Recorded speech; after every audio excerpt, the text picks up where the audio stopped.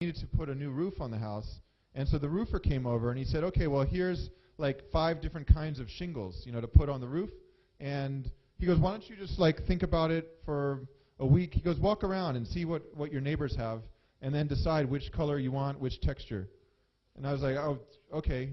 And so I took the shingles and I went walking around the neighborhood. And I was like, wow, like every house has got like a different color roof. I never even noticed that I thought they were all the same. But you don't realize it until you're looking for something like that. Now I got to tell you this story. Okay, this is a true story. This really happened. Okay, so I had a dentist in Berkeley, California, and this guy was from the Philippines, and it was a point where I was going to travel with my girlfriend at the time to Southeast Asia, including Philippines. And so he's there, I've got he's got the implements in my mouth, and he's talking to me and saying, oh, you're going to Philippines, let me tell you, if you're going there, I can really recommend some good brothels, and let me tell you, like the prostitutes there, they really take good care of their teeth. Right? And I'm thinking, okay, if I was going to a brothel in the Philippines, I think that's the last thing I'd be worried about, at any rate, so then he told me, he said, he starts talking about his ex-girlfriend who lived in Seattle, Washington State, and she wants to come down and visit, and he goes, but I don't know, I haven't seen her in 4 years. I know if she comes, we're going to end up getting together, and I just don't know. I mean, if I could kiss her, like I don't know if how she takes care of her gums these days, And it's true, like we all see the world based on where we stand depends on where we sit. He's of course a dentist, so that's what's important to him. But like everybody, we do the same thing. Like we all think we're seeing the world, we're just seeing ourselves. Now, one thing that can help from this to think about empathy. Have you ever heard the saying, you can get whatever you want in life as long as you help others get what they want? Think about your customers. Think about your employees. What is it that they want? How can you help them? How can you help them to get it? Now, there's the ancient biblical expression, do unto others as you would have others do unto you. Well, I actually would modify that and say, do unto others as they would have others do unto them, as long as it's in line with your values. Right? Because when we do unto others as we would have others do unto us, like we give them what we want. But maybe that's not what they want. It's like, how many people here have a cat or have had a cat at some point in your life? Okay? Have you ever had a cat that like brings you a dead mouse and puts it at your doorstep? And it's looking at you like, it like hunted this mouse and it's not eating it because it's giving it to you because it cares about you. And it doesn't realize, like, you don't eat dead mice.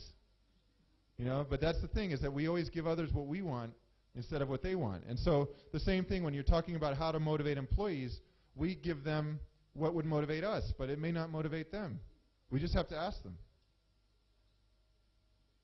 Right? This also, I think, when you're thinking about hiring, there are some people that are really good at research. They like to be behind a computer, assimilating data, calculating. And there are other people that like to be with people, working with people. There's all kinds of different leadership styles. But many of us keep insisting that someone who's not a people person should be a manager, and it never works. Or we insist that someone who's a people person should be developing long proposals and projects and data collection, and it doesn't work. They get bored. So we have to acknowledge, like, what are the key skills of each person? How can we best deploy them in a way that's going to keep them motivated? People tend to be good at, if they're lucky, they're good at what they're passionate about. But never is someone very good at what they're not passionate about. It's very rare. Usually they don't stay good at something unless they really want to develop it. They're really passionate about whatever that is. Okay, so to think about empathy, what I want to do is, I'm going to borrow this. Okay, I want each of you to think about one of your employees. Right? And imagine we just brought your employee in, and They're seated right here. Right? So what I want to ask you is this. Why is this person working for your company or your business?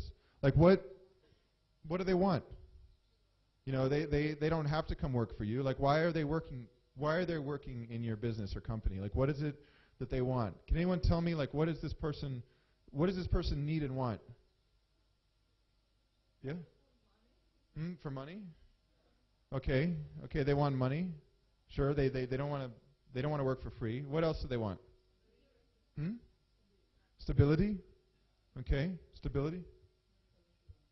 Medical insurance? Okay, what else?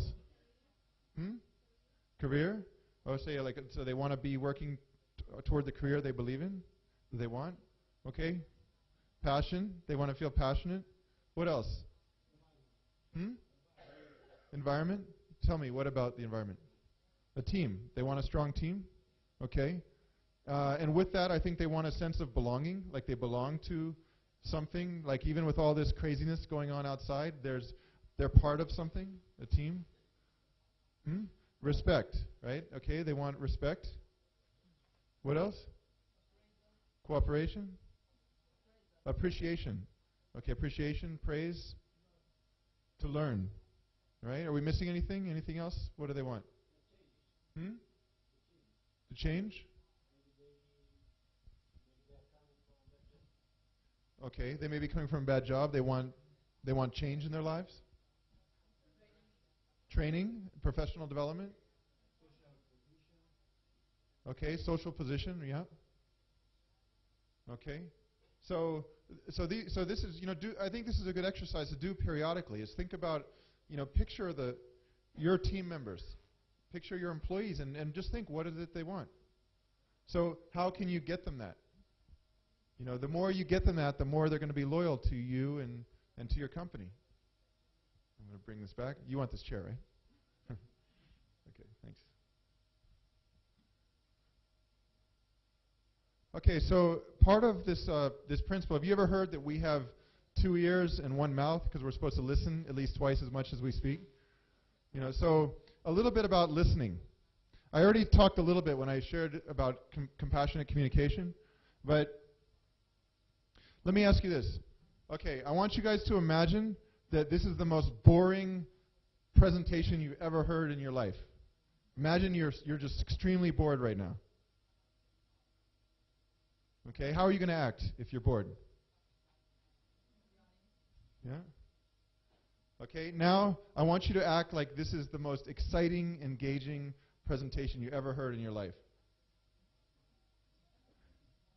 Okay? So let's look at your body language, because as leaders, our body language betrays our intentions. So when I asked you to say, act like you're bored, a lot of you, you started to move away from me. You move your body away, like you instead of being like this, you started to move back. You looked away. You didn't look at me anymore. When I say act like you're engaged, your body became more erect, more alert. And this is really important, because our body language, you can learn all these strategies about leadership, but if your body language betrays your intentions, then it's actually worse, because people are like, well, they're not. If people think you're not being genuine as a leader, then you can lose them for a lifetime, because they don't trust you. So how do we listen? Like when we're really engaged, if I'm listening to Tivi, I'm going to move my body a little toward him. Okay, not too close. Well, that's an interesting thing also. Like, let's suppose that Tibi and I are working together, and Tibi's working on a project. If I have a desk here, and I'm here, I'm the big CEO, and Tibi, you're your project manager. Now, tell me about the project you're working on. So it's very formal, and the desk is here. And actually, if you imagine there's a desk here, and you're looking at this from like a helicopter about 100 meters above, we're going to appear like a division sign. He's on the side, I'm on the other side. So what I recommend instead is to bring your chair over. And of course, you got to think how this works in Romanian culture. You don't want to offend people, but you bring your chair over, and then you don't get too close. But here it's more open, and say, okay, yeah. So first I'm going to ask him, we're working together, yeah, but there's more to us than work. So I'm going to say, hey, so how did your weekend go? You know? Yeah? Okay, you had that birthday party for your daughter, right? How was it? Okay. Nice, nice. Were you able to manage all those kids? Yeah. So we're going to joke around, talk a little bit, and then I'm going to say, yeah, so anyway, I wanted to, I hear good things about the project. Tell me, how's it going? And so it's a kind of openness, a more informal, we're now on the same side of the table looking together at this project. And so it builds more of a teammanship than that kind of more divisive. Other things about listening, well, eye contact. If I'm really interested in what you're saying, I'm going to make eye contact with you. You know the saying to sit on the edge of your seat?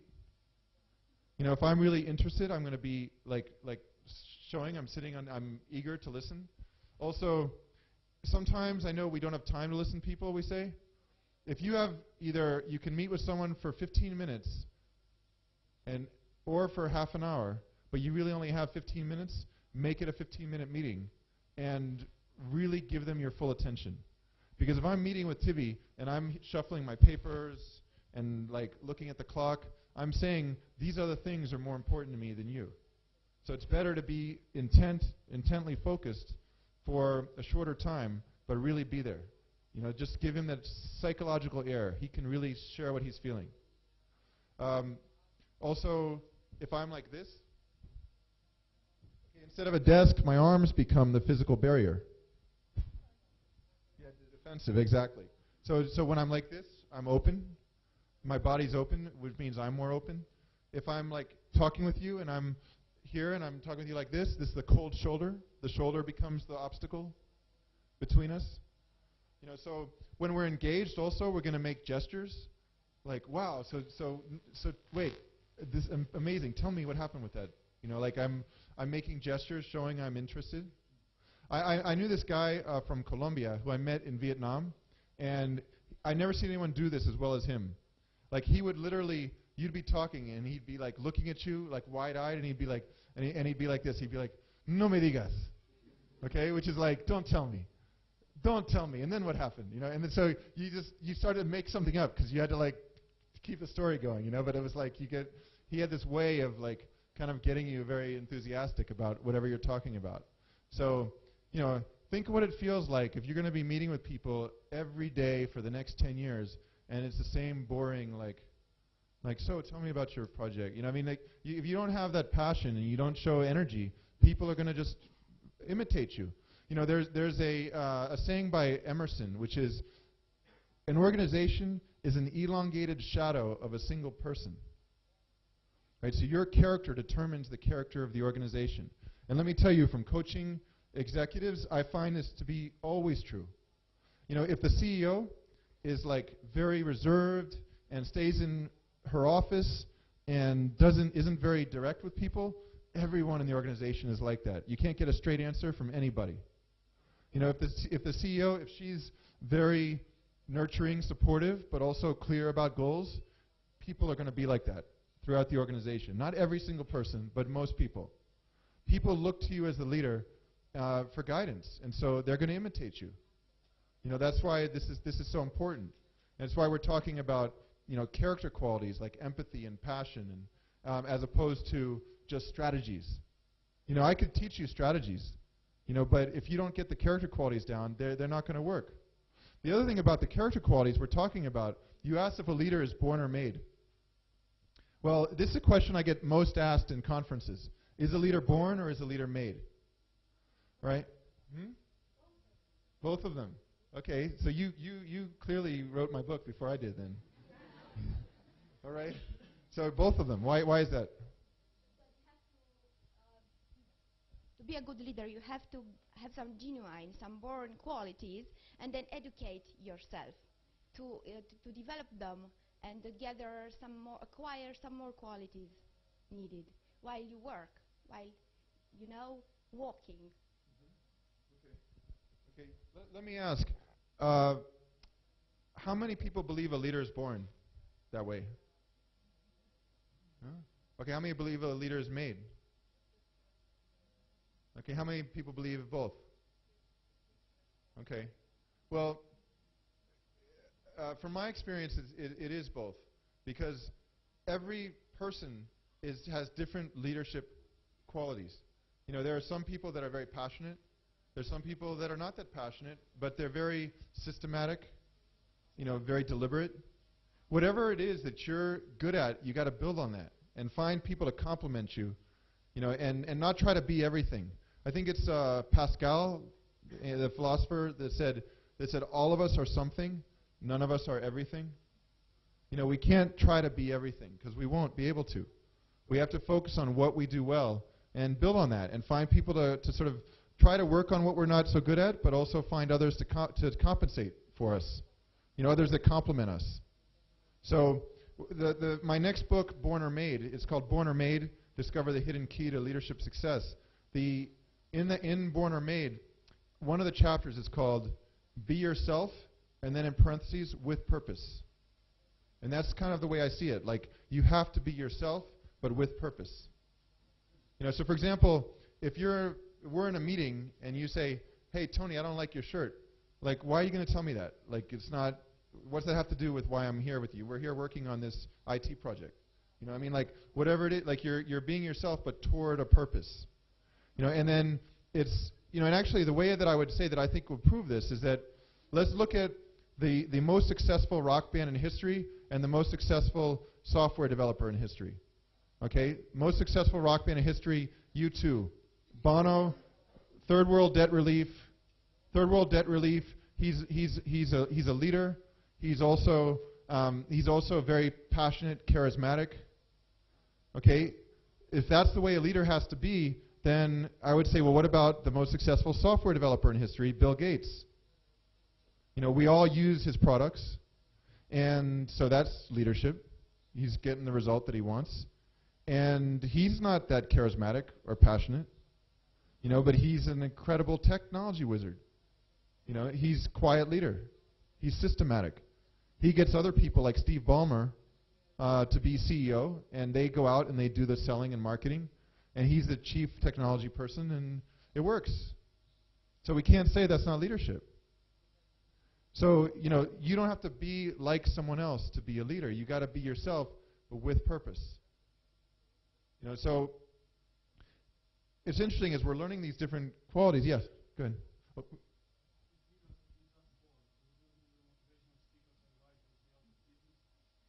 Well, that's true. They would be. And in fact, if leaders were just born, you wouldn't need to come here for this workshop, so I'd be out of business. That's right. So I guess that's why I didn't call the book Born, right? Well, no one is just born a complete, like a leader. Like, see, that would imply, you know, you guys, when you're reading Leadership Total, one thing it talks about is that a vision, if you develop a vision for your life, that vision is unattainable. You're never going to completely attain your vision. So even leadership is unattainable. You will never now say, I am a leader and I'm done. You know, in fact, the minute you think that, the minute you know you're not a leader. You know, everybody has room to grow. So I'll always be in business, to answer your question. You know, but it's true. I mean, anything that's really ideal in life that we really want, like leadership, to become a leader, love, to really love someone, to really know the truth, God, all of those things are unattainable. What are you going to say? Okay, now I've learned love, I'm done? You know, I know what love is. If you say that, you don't know what love is. You know, we always are going to strive to achieve something we'll never actually reach. You know, and that's what keeps us motivated. In fact, what happens when somebody does achieve something and they feel like, that's what you get all these celebrities, right?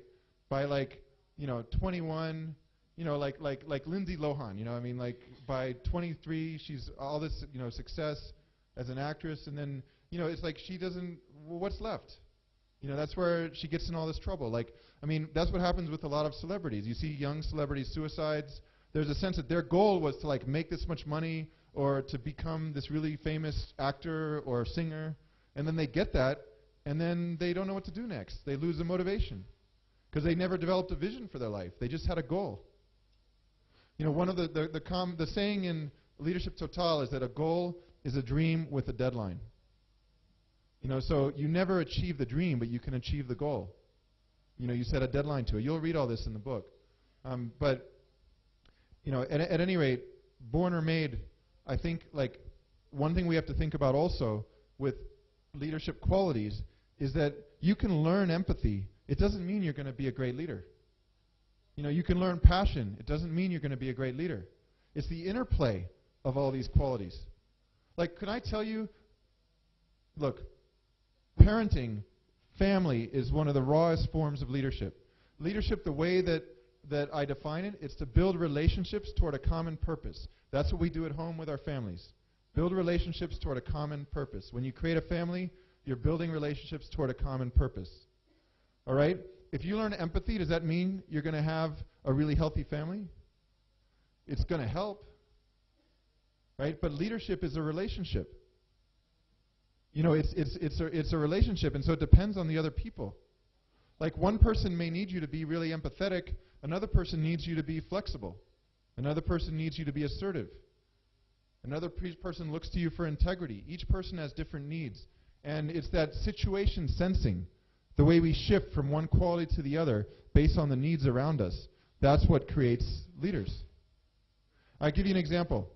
One CEO that I coached for about 8 years, all right, he started a technology company.